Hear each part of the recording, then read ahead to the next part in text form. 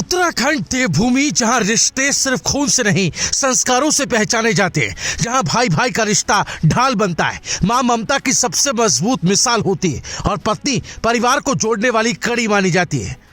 लेकिन आज इसी देवभूमि से एक ऐसी कहानी सामने आई जो रिश्तों की सारी परिभाषाएं हिला देती है, जो इंसानियत को कटघरे में खड़ा कर देती है और जो समाज से एक ही सवाल पूछती है, क्या आप अपनों से भी सुरक्षित नहीं रहा इंसान? ये कहानी है टिहरी गढ़वाल की, बालगंगा तहसील क्षेत्र की, जहां एक छोटा भाई अपने ही घर में अपने ही खून के रिश्तों का शिकार बन गया है। कहानी के केंद्र में है अंग्रेज सिंह, एक ऐसा शख्स जिसने शायद कभी ये सपने में भी नहीं सोचा होगा कि जिन रिश्तों पर उसे सबसे ज्यादा भरोसा है, वही रिश्ते उसकी जिंदगी हमेशा के लिए बदल देंगे। नाम है भाई आपका? मेरा नाम अंग्रेज है, रहने वाला साल गाँव से। हाँ। मेरी मम्मी का नाम है। आपके साथ क्या हुआ ये? मैं मुंबई में काम करता था, मुंबई से आया हूँ। ये दूसरा वाला भाई है मेरा, उसने मेरे को धमकी दिया है। हाँ। कि मम्मी को समझा करके मेरे को घर पे बुलाया है, मैं घर पे आया हूँ। मम्मी ने और भाई ने भाभी ने चाकू मारा है, चाकू से काटा दोनों हाथ। हाँ। बताया जा रहा है कि पारिवारिक विवाद लंबे समय से चल रहा था, घर के भीतर तनाव था, मतभेद थे, लेकिन किसी ने ये नहीं सोचा था कि ये विवाद इस हद तक पहुंच जाएगा। जानकारी के मुताबिक अंग्रेज सिंह की मां जेठी देवी और उसकी भाभी अंजलि देवी ने मुंबई से उसके बड़े भाई पूरब सिंह को गांव बुलाया। 20 दिसंबर की रात गांव की गलियों में सन्नाटा था, पहाड़ की रात जहां आमतौर पर खामोशी होती है, लेकिन उसी खामोशी में एक ऐसा षड्यंत्र रचा जा रहा था जिसका अंजाम रोंगटे खड़े कर देने वाला था।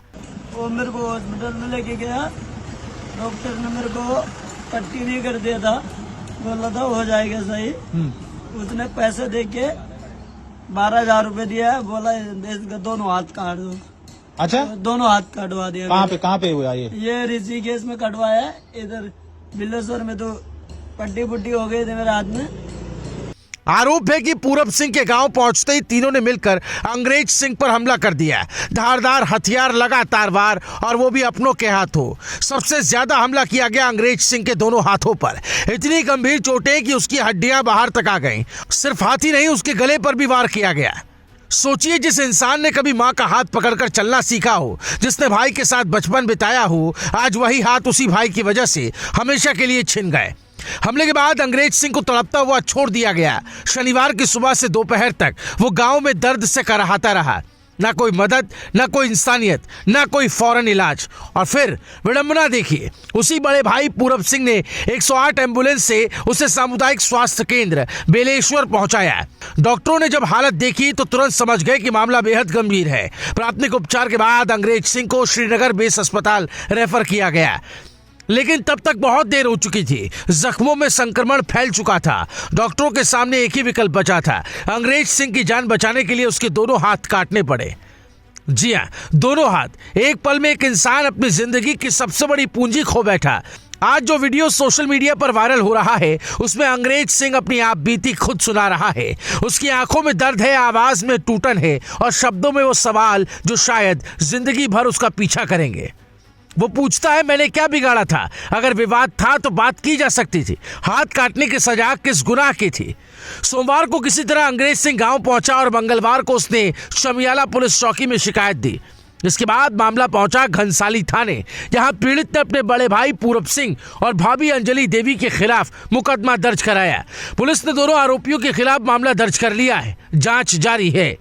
एसएचओ अजय सिंह जाटव का कहना है कि तहरीर के आधार पर कानूनी कार्रवाई की जा रही है, लेकिन सवाल यह है, क्या सिर्फ मुकदमा दर्ज होना काफी है? क्या अंग्रेज सिंह को उसकी खोई हुई जिंदगी वापस मिल पाएगी? क्या वो फिर कभी अपने पैरों पर आत्मनिर्भर हो पाएगा? क्या वो अपने बच्चों को गोद में उठा पाएगा? क्या वो फिर से सामान्य जिंदगी जी पाएगा? ये मामला सिर्फ एक परिवार की कहानी नहीं, ये पूरे समाज के लिए एक चेतावनी है। ये बताता है कि जब रिश्तों में संवाद खत्म हो जाता है, जब गुस्सा, लालच और अहंकार हावी हो जाता है, तो अंजाम कितना खौफनाक हो सकता है।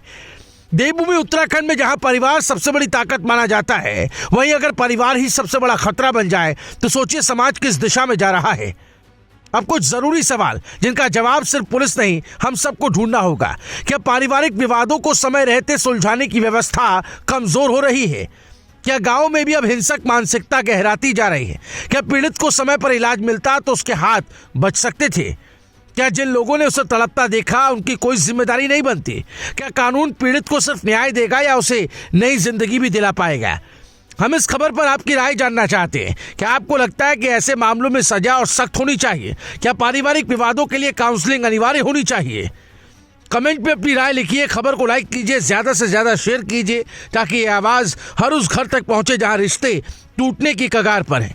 अगर आप चाहते हैं कि ऐसी सच्ची, ज़मीनी और असरदार खबरें आप तक सबसे पहले पहुंचे तो हमारे चैनल को सब्सक्राइब करना ना भूलें, क्योंकि खबर सिर्फ बताने के लिए नहीं होती है, खबर समाज को जगाने के लिए होती है। Bureau report, रायशुमारी।